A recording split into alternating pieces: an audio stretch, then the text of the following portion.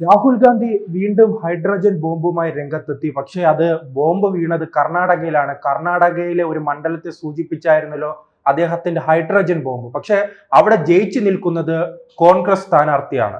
ഇതിനു മുൻപും ആദ്യം ബോംബുമായി വന്നപ്പോഴും അദ്ദേഹം ചൂണ്ടിക്കാട്ടിയത് കർണാടകയിലെ ഒരു മണ്ഡലമായിരുന്നു. അതിനെതിരെ കർണാടകയിലെ കോൺഗ്രസ് മന്ത്രി തന്നെ രംഗത്ത് വന്നു. പിന്നീട് ആ മന്ത്രിയെ വിരട്ടി അദ്ദേഹത്തിന്റെ രാജി എഴുതി വാങ്ങുകയും അദ്ദേഹത്തിനെതിരെ പാർട്ടി നടപടികൾ ഉണ്ടാവുകയും ചെയ്തിട്ടുണ്ട്. ഇതാണ് രാഹുൽ ഗാന്ധി. ഈ രാഹുൽ ഗാന്ധി 2014 മുതൽ തന്നെ വലിയ രീതിയിൽ പ്രധാനമന്ത്രി കസേര ആഗ്രഹിക്കുകയാണ്. പക്ഷെ അത് ഇന്ത്യയിലെ ജനങ്ങൾ അദ്ദേഹത്തെ ഏൽപ്പിക്കുന്നില്ല. അതിനോടുള്ള ഒരു വൈരാഗ്യമാണ് അദ്ദേഹം ഇന്ത്യയിലെ ജനങ്ങളോട് കാണിക്കുന്നത്. ഇന്ത്യയുടെ ജനങ്ങളോട് കാണിക്കുന്നു എന്ന് പറയുന്നത് അദ്ദേഹം സ്വപ്നം കാണുന്നത് നേപ്പാളും ശ്രീലങ്കയും പാകിസ്ഥാനും അതോടൊപ്പം തന്നെ മറ്റ് അയൽ സംസ്ഥാനങ്ങളിൽ ബംഗ്ലാദേശ് ഉൾപ്പെടെയുള്ള സംസ്ഥാനങ്ങളിൽ നടന്നൊരു കലാപമുണ്ടല്ലോ, അത്തരമൊരു കലാപമാണ് രാഹുൽ ഗാന്ധി ഈ ഇന്ത്യയിലും പ്രതീക്ഷിക്കുന്നത്. അങ്ങനെ കലാപം നടത്തി എങ്ങനെയെങ്കിലും ആ കസേരയിൽ ഒന്ന് ഇരിക്കണം. അല്ലാതെ ജനാധിപത്യപരമായ രീതിയിൽ ഇടക്കാലത്തൊന്നും കോൺഗ്രസിന് അധികാരത്തിൽ വരാൻ കഴിയില്ല എന്നത് വ്യക്തമാണ്. അത് സീറ്റിന്റെ അടിസ്ഥാനത്തിൽ നമുക്ക് നോക്കാമല്ലോ. ഒരു പാർട്ടിക്ക് കേവല ഭൂരിപക്ഷത്തിന് 272 സീറ്റ് വേണം. ആ സീറ്റ് എന്തായാലും കോൺഗ്രസിന് ഇടക്കാലത്തൊന്നും ലഭിക്കില്ല. 2014 തെരഞ്ഞെടുപ്പിൽ വെറും 44 സീറ്റ്, പിന്നീട് 52, ഇപ്പോൾ നിലവിൽ 99 നിന്നും 272 ദൂരം വലിയ ദൂരമാണ്. ഇനി പ്രതിപക്ഷ പാർട്ടികളുമായി ഭരിക്കാമെന്ന് കരുതിയാൽ അതും വലിയ നടക്കാത്ത കാര്യമാണ്. കാരണം പല പ്രതിപക്ഷ പാർട്ടികളും ഇപ്പോൾ ഇദ്ദേഹവുമായി ചങ്ങാത്തം കൂടാൻ തന്നെ ആഗ്രഹിക്കുന്നില്ല. ഇദ്ദേഹവുമായി ചങ്ങാത്തം കൂടിയ പ്രതിപക്ഷ പാർട്ടികളുടെ നില ഇപ്പോൾ വലിയ കഷ്ടപ്പാടിലാണ്. ആദ്യം അദ്ദേഹവുമായി ചങ്ങാത്തം കൂടാൻ ഇറങ്ങി തിരിച്ചിരുന്ന പാർട്ടിയുടെ പേര് TDP ആണ്. TDP ചന്ദ്രബാബു നായിഡു അവസാന ഘട്ടത്തിൽ ജയിലിലായി.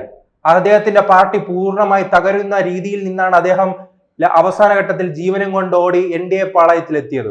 പിന്നീട് JDU ആണല്ലോ ഇന്ത്യ മുന്നണിയുടെ ശില്പികൾ. നിതീഷ് കുമാർ ആയിരുന്നു ഇന്ത്യ മുന്നണി രൂപീകരിക്കുന്നതിലും വളരെ അധികം മുന്നേറ്റം കാണിച്ച ഒരു നേതാവ്. അദ്ദേഹം രൂപീകരിച്ച ശേഷം അദ്ദേഹവും ജീവനും കൊണ്ടോടി. മമതാ ബാനർജിക്കായാലും ഇതേ സ്ഥിതിയാണ്. കെജ്രിവാളിന്റെ സ്ഥിതി പറയാതിരിക്കുന്നതാണ് നല്ലത്. ആ പാർട്ടിയുടെ തട്ടകമായ ഡൽഹിയിൽ തന്നെ ഭരണം നഷ്ടമായി ദയനീയമായി പരാജയപ്പെട്ടു. അങ്ങനെ ഏത് പാർട്ടിയും രാഹുൽ ഗാന്ധിയോടൊപ്പം കൂടുമ്പോൾ ആ പാർട്ടിയും വലിയ തകർച്ചയിലേക്ക് പോകും. നാം ഇനി കാണാൻ പോകുന്നത് തമിഴ്നാട്ടിലെ DMK ആണ്. DMK ഇപ്പോൾ രാഹുൽ ഗാന്ധി അങ്ങനെ സോപ്പിട്ട് നിൽക്കുകയാണ്. അത് മിക്കവാറും വരുന്ന തെരഞ്ഞെടുപ്പിൽ വലിയ തിരിച്ചടി ഉണ്ടാകും. ആ DMK സർക്കാർ താഴെ വീഴാനുള്ള എല്ലാ സാധ്യതയുമുണ്ട്. അവിടെ ഒരു ഭാഗത്ത് NDAയുടെ നേതൃത്വത്തിൽ DMKയുടെ നേതൃത്വത്തിൽ വലിയ രീതിയിൽ മുന്നേറ്റം ഉണ്ടാകുന്നു. അതോടൊപ്പം തന്നെ DMKയുടെ വലിയ രീതിയിലുള്ള വോട്ടുകൾ ഉറപ്പായി തന്നെ വിജയുടെ പാർട്ടിയിലേക്ക് പോകും. TVKയിലേക്ക് പോകാനുള്ള വലിയ സാധ്യതയുണ്ട്. അതൊരു DMK ഒരു കേഡർ പ്രസ്ഥാനം എന്ന് പറയുമ്പോഴും അതിന്റെ അടിത്തറ ഇരിക്കുന്നത് ചലച്ചിത്ര മേഖലയുമായി ബന്ധപ്പെട്ടാണ്. കരുണാനിധി ഉൾപ്പെടെയുള്ള, ഉദയനിധി സ്റ്റാലിൻ ഉൾപ്പെടെയുള്ള, അഴഗിരി ഉൾപ്പെടെയുള്ള നേതാക്കളുടെ അടിത്തറ ഇരിക്കുന്ന ചലച്ചിത്ര മേഖലയുമായി ബന്ധപ്പെട്ടാണ്. ആ അടിത്തറ പൂർണ്ണമായി തന്നെ നശിപ്പിക്കാനുള്ള കഴിവ് ഇപ്പോൾ വിജയ്ക്കുണ്ട്. വിജയുടെ ഓരോ റാലികളും പരിശോധിക്കൂ, ആയിരക്കണക്കിന് പേരാണ് അതിലേക്ക് എത്തുന്നത്. അത് പൂർണ്ണമായും DMKയുടെ മേഖലയിൽ നിന്നാണ് ആ ഒഴുക്ക് തന്നെ പ്രതീക്ഷിക്കുന്നത്. അങ്ങനെ രാഹുൽ ഗാന്ധി ഈ അവസാന ഘട്ടത്തിൽ തന്നെ കൊണ്ട് പ്രധാനമന്ത്രിയാകാൻ ഇനി കഴിയില്ല എന്ന തോന്നലിലൂടെയാണ് അദ്ദേഹം ഇത്തരം വിമർശനവുമായി രംഗത്തെത്തുന്നത്. അങ്ങനെ ഇദ്ദേഹം പറയുന്ന തെളിവുകൾ ശരിയാണെങ്കിൽ എന്തുകൊണ്ട് തെരഞ്ഞെടുപ്പ് കമ്മീഷന് പരാതി നൽകുന്നില്ല, സുപ്രീം കോടതിയിൽ പോകുന്നില്ല? സുപ്രീം കോടതിയിൽ തെളിവുണ്ടെങ്കിൽ പോയി തെരഞ്ഞെടുപ്പ് കമ്മീഷന്റെ തെറ്റുകൾ ചൂണ്ടിക്കാട്ടണ്ടേ? ഇത് ഇന്നലെ മാധ്യമ പ്രവർത്തകൻ ഇദ്ദേഹത്തോട് ചോദിച്ചു. അപ്പോൾ പറയുകയാണ്, എന്റെ ജോലി പ്രതിപക്ഷ നേതാവിന്റെ ചുമതലയാണ്, ഞാൻ കോടതിയിൽ പോകാറില്ല, തെരഞ്ഞെടുപ്പ് കമ്മീഷന് പരാതി നൽകില്ല, ഇത്തരം തെറ്റുകൾ ചൂണ്ടിക്കാട്ടി സർക്കാരിനെ തിരുത്താനുള്ള ഒരു പ്രഷർ ഗ്രൂപ്പായി ഞാൻ പ്രവർത്തിക്കുമെന്നാണ്. ഇദ്ദേഹം എന്ത് പ്രഷർ ഗ്രൂപ്പാണ്? എന്ത് പ്രഷർ ചെലുത്തുകയാണ്? കാരണം ഇപ്പോൾ ബീഹാറിലെ ആദ്യം ഒരു ആരോപണം ഉണ്ടായി, പിന്നീട് അദ്ദേഹം ബീഹാറിൽ യാത്ര നടത്തി, പിന്നെ കാണാനില്ല. ഇദ്ദേഹത്തെക്കുറിച്ച് ഒരു വിവരവുമില്ല. പിന്നീട് ചില ചിത്രങ്ങൾ വരികയാണ് അങ്ങ് മലേഷ്യയിൽ നിൽക്കുന്നത്. ഇപ്പോൾ വീണ്ടും ഒരു ഹൈഡ്രജനുമായി വന്നു. ഇനി ഈ ഹൈഡ്രജൻ പൊട്ടിച്ച ശേഷം ഏത് മലേഷ്യയിൽ പോകുന്നോ, പട്ടായയിൽ പോകുന്നോ, അമേരിക്കയിൽ പോകുന്നോ, ബ്രിട്ടനിൽ പോകുന്നു, ഏത് വഴിക്ക് പോകുന്നു എന്ന് നമുക്ക് തിരിച്ചറിയാൻ കഴിയില്ല. ഇതാണ് രാഹുൽ ഗാന്ധി. അദ്ദേഹം ഒരു പാർട്ട് ടൈം ആയിട്ടാണ് ഈ രാഷ്ട്രീയം കാണുന്നത്. അത് തന്നെയാണ് അദ്ദേഹത്തിന്റെ പരാജയവും. ഒരു ഭാഗത്ത് ഇദ്ദേഹം എതിർക്കുന്ന ഇന്ത്യയുടെ പ്രധാനമന്ത്രി, അദ്ദേഹം നിരന്തരം രാഷ്ട്രീയവുമായി ബന്ധപ്പെട്ട് പ്രവർത്തിക്കുന്നു, 24 മണിക്കൂറും പണിയെടുക്കുന്നു. അപ്പോൾ അദ്ദേഹത്തെ എതിർക്കാൻ കൂടുതൽ കഴിവുള്ള മെച്ചപ്പെട്ട ഒരു നേതാവായി മാറിയാൽ മാത്രമേ രാഹുൽ ഗാന്ധിക്ക് അത് നടക്കുകയുള്ളൂ.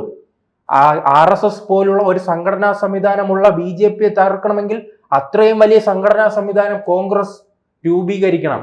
അപ്പോൾ അത്തരം പ്രവർത്തനങ്ങളിലേക്ക് പോകാതെ ഈ ഉത്തർപ്രദേശിലെ ഈ അഖിലേഷ് യാദവിൻ്റെയും അതോടൊപ്പം തന്നെ മഹാരാഷ്ട്രയിലെ ശിവസേനയുടെ NCPയുടെയും തമിഴ്നാട്ടിലേക്ക് വരുമ്പോൾ DMKയുടെയും അങ്ങനെ മറ്റു പാർട്ടികൾ പണിയെടുത്ത് ആ ഒരു കഴിവ് കൊണ്ട് ചില സീറ്റുകൾ വിജയിച്ചിട്ട് താനാണ് രാജാവ്, താനാണ് ഭയങ്കര വലിയ പ്രതിപക്ഷ നേതാവെന്ന് പറഞ്ഞു നടന്നാൽ വരുന്ന തെരഞ്ഞെടുപ്പിൽ അദ്ദേഹത്തിന് മുന്നേറ്റം ഉണ്ടാക്കാൻ കഴിയില്ല.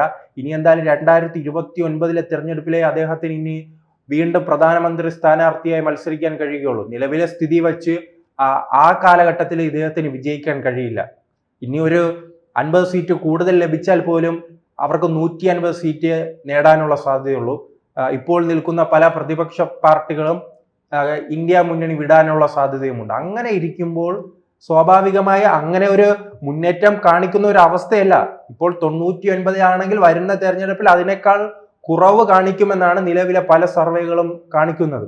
പ്രത്യേകിച്ച് നമുക്ക് ചില സംസ്ഥാനങ്ങൾ പരിശോധിച്ച് നോക്കാം. മഹാരാഷ്ട്രയിൽ 2024 തെരഞ്ഞെടുപ്പിൽ കോൺഗ്രസിന് വലിയ മുന്നേറ്റം ഉണ്ടാക്കാൻ കഴിഞ്ഞു. നിലവിൽ ഒരു മത്സരം ഉണ്ടായാലോ അവിടുത്തെ അവസ്ഥ എന്തായിരിക്കും? ദയനീയമായി തന്നെ കോൺഗ്രസിന് തിരിച്ചടി ഉണ്ടാകും. പിന്നീട് ഉത്തർപ്രദേശിൽ അവിടെയും BJP വീണ്ടും തിരിച്ചു വരികയാണ്. കഴിഞ്ഞ കാലഘട്ടത്തിൽ ഉണ്ടായ തെറ്റുകൾ തിരുത്തി അവർ തിരിച്ചു വരികയാണ്. രാജസ്ഥാനിലും ഛത്തീസ്ഗഡിലും ഇപ്പോൾ BJP തെക്കേ ഇന്ത്യയിലേക്ക് കൂടി വളരാൻ ശ്രമിക്കുകയാണ്. കോൺഗ്രസിന് വലിയ രീതിയിൽ സീറ്റുകൾ നൽകുന്ന, കാരണം ഇപ്പോൾ കേരളത്തിൽ തന്നെ ഇന്ത്യ മുന്നണിക്ക് 18 സീറ്റുണ്ട്. നമ്മുടെ അയൽ സംസ്ഥാനമായ തമിഴ്നാട്ടിൽ 40 സീറ്റുണ്ട്. അപ്പോൾ പകുതിയിലധികം, ഇന്ത്യ മുന്നണിയിലെ പകുതിയിലധികവും സീറ്റുള്ളത് ദക്ഷിണേന്ത്യ സംസ്ഥാനങ്ങളിലാണ്. ആ ദക്ഷിണേന്ത്യ സംസ്ഥാനങ്ങളിലേക്ക് വളരാനുള്ള വലിയ ശ്രമമാണ് BJP നടത്തിക്കൊണ്ടിരിക്കുന്നത്. അതിൻ്റെ ഒരു തുടക്കമായിരുന്നു നാം കഴിഞ്ഞ ലോക്സഭാ തെരഞ്ഞെടുപ്പ് കാലത്ത് തെലങ്കാനയിൽ കണ്ടത്. തെലങ്കാനയിൽ 2019 തെരഞ്ഞെടുപ്പിലായിരുന്നു പണ്ട് തെലങ്കാന ഇല്ലാത്ത ഘട്ടത്തിൽ ആന്ധ്രയുടെ ഭാഗമായി നിൽക്കുമ്പോൾ 1-2 സീറ്റുകളാണ് BJPക്ക് അവിടെ ലഭിക്കുന്നത്. കഴിഞ്ഞ 2019 ലോക്സഭാ തെരഞ്ഞെടുപ്പ് കാലത്ത് അവർക്ക് 4 സീറ്റ് ലഭിച്ചു. 2024 വരുമ്പോൾ അത് 8ആയി വർദ്ധിപ്പിക്കാൻ കഴിഞ്ഞിട്ടുണ്ട്. അങ്ങനെ തെലങ്കാന, ദക്ഷിണേന്ത്യയിലെ ഒരു സംസ്ഥാനമായ തെലങ്കാനയിൽ അവർ കൃത്യമായ വേരുറപ്പിക്കാൻ കഴിയുന്നുണ്ട്. കർണാടകയിൽ അല്ലാതെ തന്നെ അവർക്ക് അവിടെ ശക്തിയുണ്ട്. പിന്നീട് അത് ആന്ധ്രയായാലും തമിഴ്നാടായാലും കേരളമായാലും വലിയ മാറ്റം ഉണ്ടാവുകയാണ്. കേരളത്തിൽ കഴിഞ്ഞ ലോക്സഭാ തെരഞ്ഞെടുപ്പ് കണക്ക് പരിശോധിക്കുമ്പോൾ ഒരു സീറ്റും 20% വോട്ടുമാണ്. തിരുവനന്തപുരം, ആറ്റിങ്ങലും ആലപ്പുഴയും അടക്കമുള്ള ലോക്സഭാ മണ്ഡലങ്ങളിൽ അവർക്ക് വലിയ മുന്നേറ്റം ഉണ്ടാക്കാൻ കഴിഞ്ഞിട്ടുണ്ട്. ഈ മണ്ഡലങ്ങളെല്ലാം ശ്രദ്ധിച്ച് മുന്നോട്ട് പോവുകയാണെങ്കിൽ വരുന്ന ലോക്സഭാ തെരഞ്ഞെടുപ്പിൽ അവർക്ക് വിജയിക്കാൻ കഴിയും. അത്തരത്തിൽ ജനങ്ങൾക്കിടയിൽ ഇറങ്ങി രാഹുൽ ഗാന്ധി പ്രവർത്തിക്കാതെ ഇത്തരം ഗിമ്മിക്കുകളുമായി, ആറ്റം ബോംബുമായി, അണുബോംബുമായി രംഗത്ത് വരികയാണെങ്കിൽ ഇദ്ദേഹം എല്ലാ കാലത്തും ഭാവി പ്രധാനമന്ത്രിയായിരിക്കും. കോൺഗ്രസുകാർ തന്നെ ഒരു ഘട്ടത്തിൽ ഇദ്ദേഹത്തെ തള്ളിപ്പറയും. അവർ എന്തായാലും പ്രിയങ്ക ഗാന്ധിക്ക് പുറകെ പോകാനുള്ള സാധ്യതയുണ്ട്. പ്രിയങ്ക ഗാന്ധിക്ക് പുറകെ മാത്രമല്ലല്ലോ, അവരുടെ ഭർത്താവുണ്ട്, 2 മക്കളുണ്ട്. കോൺഗ്രസിന് അങ്ങനെയാണല്ലോ, കുടുംബ രാഷ്ട്രീയമാണല്ലോ. സ്വന്തം ഒരു സാധാരണക്കാരായ ഒരു നേതാവിനെ വളർത്തിയെടുക്കാൻ ആ പാർട്ടിക്ക് കഴിവില്ല. എല്ലാ നെഹ്റു കുടുംബത്തിന്റെ പിന്നാലെ പോവുകയാണ്. എന്തായാലും ഞാൻ സൂചിപ്പിച്ച അനുസരിച്ച് ഇനി ഒരു 3 MP സീറ്റ് കണ്ടെത്തേണ്ട അവസ്ഥയുണ്ട്. ഒന്ന് മരുമകനും 2 ചെറുമക്കൾക്കും സോണിയാഗാന്ധി സീറ്റ് കണ്ടെത്തേണ്ട അവസ്ഥയിലേക്ക് പോവുകയാണ്. എന്തായാലും ഈ ഹൈഡ്രജൻ ബോംബും പൊട്ടാതെ പോയിട്ടുണ്ട്. ഇനി അദ്ദേഹം പുതിയ ഏത് ബോംബുമായി ഇന്ത്യൻ രാഷ്ട്രീയത്തിലേക്ക് കടന്നു വരും എന്നാണ് ഇപ്പോൾ എല്ലാവരും വീക്ഷിക്കുന്നത്. കൂടുതൽ വാർത്തകളും വിശേഷങ്ങളും നിങ്ങളിലേക്ക് എത്താൻ ABC മലയാളം സബ്സ്ക്രൈബ് ചെയ്യുക, ബെൽ ബട്ടണും അമർത്തുക.